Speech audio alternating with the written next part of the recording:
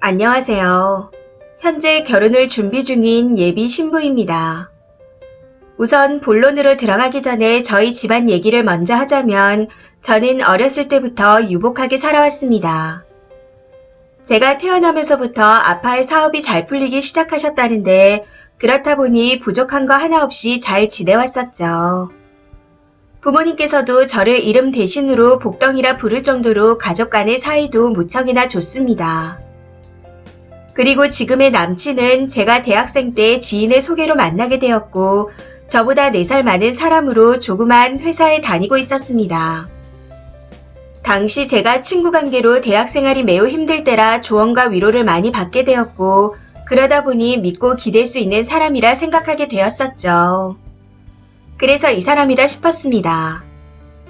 남친과 연애를 하면서 흔한 연인 간의 작은 다툼이 있긴 했지만 나름 순탄하게 잘 지내왔습니다. 그렇게 6년이라는 기간 동안 연애를 하는 사이 저는 대학을 졸업하고 대기업은 아니지만 이름을 들으면 알만한 중소기업에 취직을 하게 되었고 남친은 다니던 직장을 그만두고 3년간 5급 사무관 공무원 시험을 준비 중에 있습니다.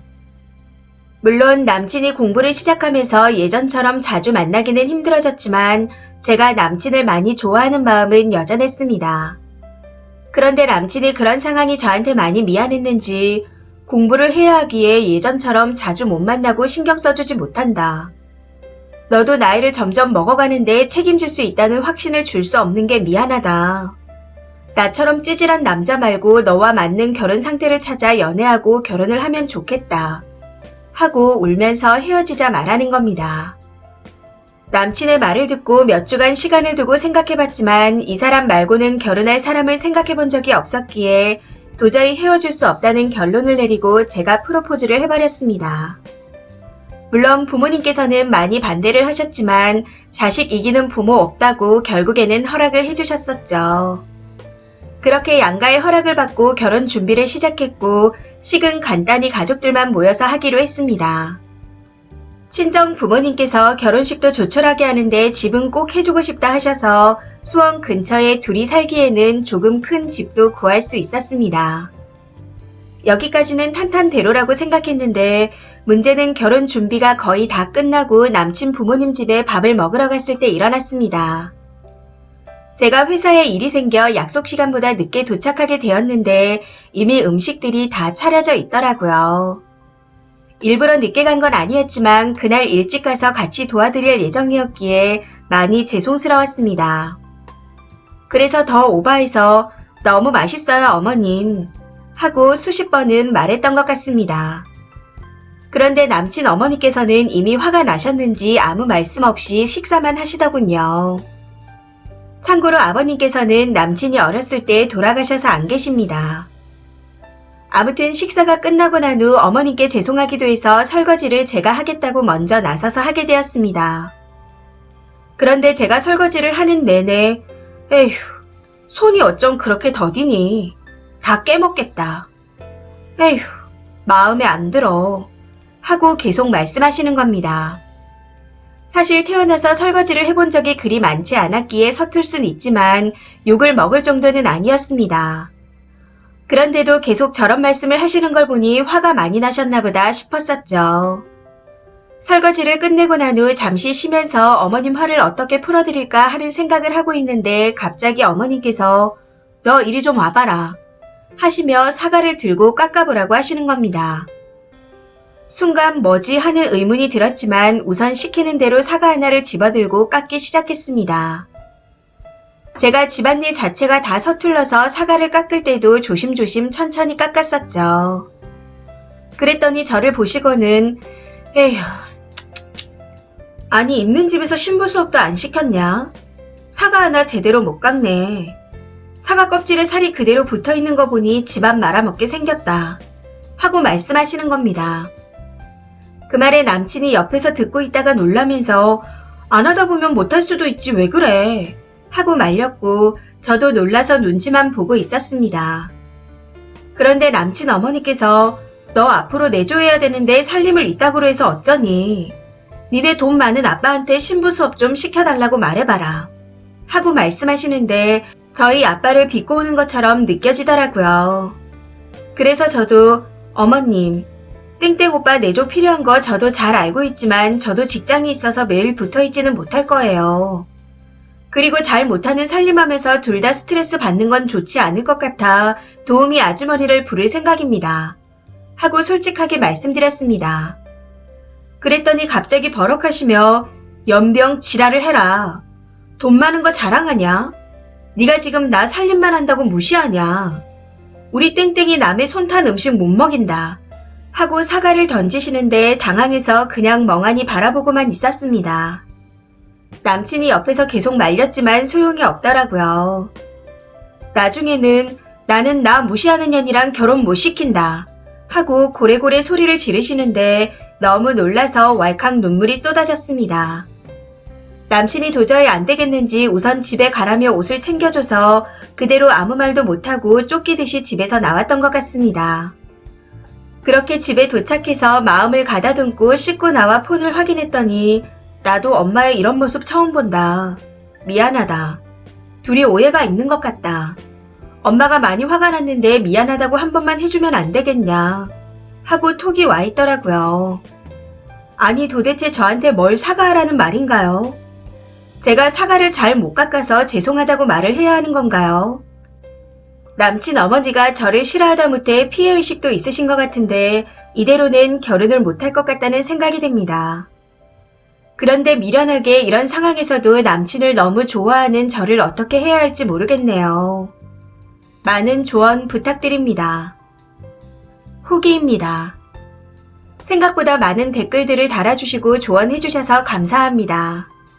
어제 그렇게 글을 쓰고 난 후 충고와 걱정 어린 댓글들을 읽으며 밤새 한숨도 못 자고 울었습니다. 그것도 저희 부모님께 다 들릴 정도로 크게요. 네, 저 정말 호구에 등신이 맞는 것 같습니다. 하나밖에 없는 딸을 부족함 없이 키웠더니 잘못한 거 하나 없는 저희 부모님을 욕보인 것도 모자라서 울고불고 난리치는 통에 한숨도 못 주무시게 했으니까요. 오늘 아침 엄마께서 조심스럽게 죽과 과일을 가져다 주시며 엄마는 우리 딸이 뭘 하든 이해한다 하고 안아주시는데 볼 면목이 없어 엄마를 붙잡고 또 울어버렸습니다. 그렇게 한참 뒤 엄마께서 나가시고 난 후 화장대 위에 놓고 가신 죽과 과일을 보고 있자니 정신이 번쩍 들더라고요. 100번 양보해서 제가 남친을 많이 좋아하니 남친 어머니께 사과드리고 결혼을 한다 해도 결혼 생활 내내 저는 무시를 당하며 살아가겠죠. 설사 제가 그걸 다 참고 산다 하더라도 그런 저를 보며 속상해하실 부모님을 생각하니 이건 절대 아니다 싶었습니다. 그래서 바로 톡을 보냈어요. 온종일 생각해봤는데 내가 잘못한 게 뭐야? 사과 잘 못 깎아서 너네 집 사과를 낭비한 거면 더 좋은 사과로 사서 보낼게. 그게 너랑 니네 엄마가 바라는 거야. 하고요. 6년 가까이 사귀면서 이런 제 모습을 처음 본 거라 남친도 많이 당황했는지 한참이 지난 후에야 장문의 답장이 왔습니다. 너가 화난 건 알겠지만 아무리 그래도 너네 엄마가 뭐냐? 너 땡땡이 맞냐? 대충 이런 내용이었습니다. 그리고 마지막엔 너가 사과를 해야 빨리 끝날 것 같아서 그런 거다. 미안하다. 그래도 우리 일정대로 하려면 눈 딱 감고 한 번만 사과하면 된다. 어른한테 잘못했다고 하는 게 그리 어렵냐? 이렇게 왔더라고요. 그걸 보자마자 저도 모르게 육성으로 욕이 터져 나왔습니다. 바보같이 남친이 제 편을 들어줄 거라고 마지막까지 기대를 하고 있었던 것 같아요. 아무튼 남친의 톡을 보고 그때서야 내가 6년 동안 시간 낭비, 돈 낭비를 하고 있었구나 하고 깨닫게 되었죠. 뭐가 잘못된 건지도 아무것도 모르는 것 같기에 대화조차 하고 싶지 않아 연락 오는 걸 다 무시했더니 몇십 분 후에 남친 어머니께서 전화를 해오셨습니다.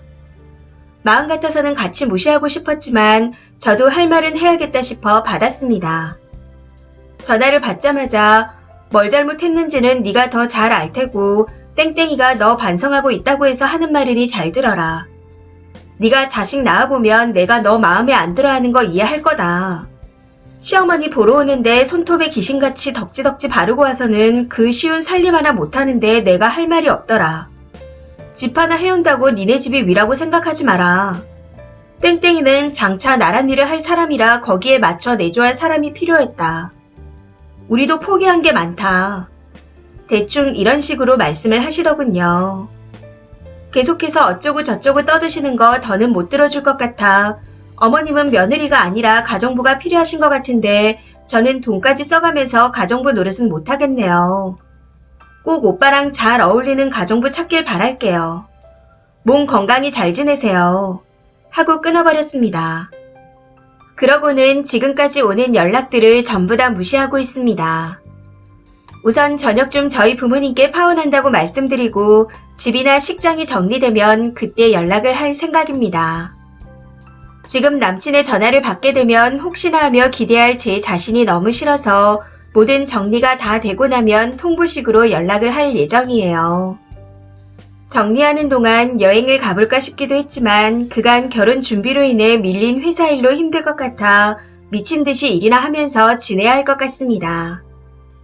남친과 남친 어머니께 드렸던 돈을 저를 위해 다 쓰면서 싱글 라이프를 즐기면서 지내려고요.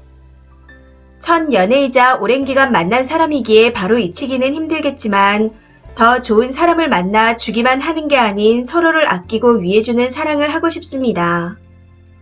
6년이라는 긴 시간을 낭비한 게 많이 아깝긴 하지만 지금이라도 정신을 차릴 수 있어서 다행이라는 생각이 듭니다. 앞으로 남은 인생이 더 기니까요. 바보 같은 저에게 따끔한 충고를 해주셔서 정말 감사합니다. 덕분에 더 빨리 정신을 차릴 수 있었던 것 같아요. 긴 글 읽어주시고 댓글로 조언해주신 모든 분들께 다시 한번 감사드립니다.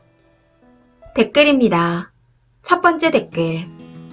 결혼하면 백수 먹여 살리면서 악기 같은 시엄마 따까리도 해야 하는데 잘하셨네요.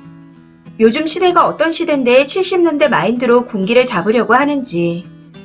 진짜 어이가 없네요. 5급 합격한 것도 아니고 이제 공부한다는 거 언제 될지도 모르는데 벌써부터 김칫국을 드래킹하고. 아주 웃기지도 않습니다. 두 번째 댓글. 결정 잘하셨어요. 100번 양보해서 시어머니는 아들 뺏긴다는 생각에 미쳐서 그럴 수 있다 치지만 남친놈 하는 짓이 영 아니네요. 정상적인 놈이라면 시어머니 만날 일 없게 해주겠다 약속하겠죠. 그마저도 믿을 만한 건 못 되겠지만요. 세 번째 댓글. 나란 일이요? 아니 무슨 국회의원 출마했나? 3년 동안 붙지도 않은 시험 준비하는 백수놈 주제에. 하긴 고슴도치도 지 새끼는 이쁘다고 하더라고요. 아무리 그래도 뭐가 잘났다고 아들 부심이 저리 높은 건지 모르겠네요. 그동안 저놈한테 들어간 돈이 아깝긴 하지만 지금이라도 빠져나와서 다행입니다. 네 번째 댓글. 누가 보면 5급 공무원 합격한 줄 알겠네요. 돈도 없이 거지처럼 키웠으면서 양심이라도 있어야지. 중요한 건 남친이 더 상등신이라는 겁니다. 헬게이트 탈출 축하드려요. 다섯 번째 댓글. 저 아줌마는 그냥 뭐래도 님이 싫은 겁니다. 사과는 그냥 핑계고요. 님 집이 돈 좀 있다고 유세하는 것도 싫고 다 싫은 거죠. 그런데 아직 전 남친이 시험에 붙은 것도 아닌 듯한데 무슨 배짱이래요. 무엇보다 님이 마음에 안 들어도 남의 집 귀한 자식한테 저렇게 표현하는 건 아닌 듯합니다.